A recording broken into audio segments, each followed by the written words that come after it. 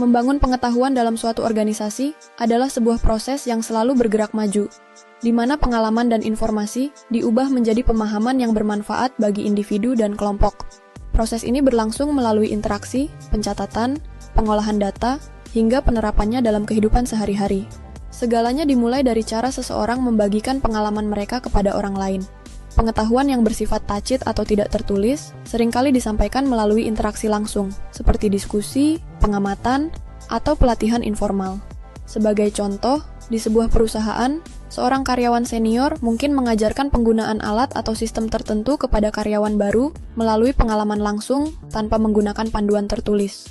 Dalam konteks yang berbeda, seorang mahasiswa baru dapat mempelajari cara mengatur jadwal kuliah dari seniornya hanya dengan mendengarkan cerita dan pengalaman yang mereka bagikan. Dari pengalaman yang telah dibagikan, seringkali timbul kebutuhan untuk mendokumentasikan atau mengubahnya menjadi format yang lebih jelas agar lebih mudah dipahami dan diakses oleh banyak orang. Seorang koki yang memiliki teknik memasak unik mungkin akan menuangkannya dalam bentuk buku resep. Atau seorang manajer dapat menyusun panduan kerja berdasarkan pengalaman yang telah dilalui. Pencatatan ini memungkinkan pengetahuan untuk disebarluaskan dan digunakan kembali di masa mendatang dengan lebih mudah.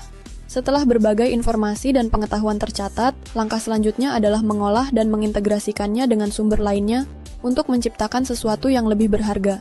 Seorang analis bisnis, contohnya, dapat mengumpulkan data dari beragam divisi dalam perusahaan untuk menyusun laporan yang kemudian menjadi dasar bagi strategi baru.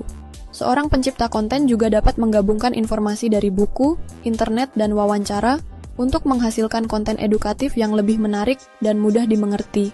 Namun, pengetahuan yang telah dikumpulkan dan disusun ini baru akan benar-benar berguna jika diterapkan dalam kehidupan nyata.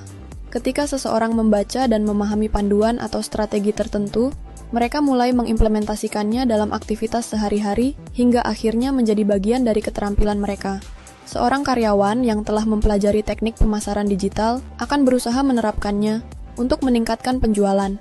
Atau seorang mahasiswa yang belajar tentang manajemen waktu akan mulai menyusun jadwal belajarnya dengan lebih efisien.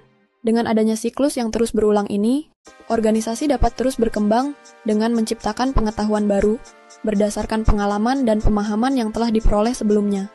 Hal ini berlaku tidak hanya dalam lingkungan kerja, tetapi juga dalam kehidupan sehari-hari, di mana setiap interaksi, pembelajaran, dan penerapan menjadi bagian dari proses penciptaan pengetahuan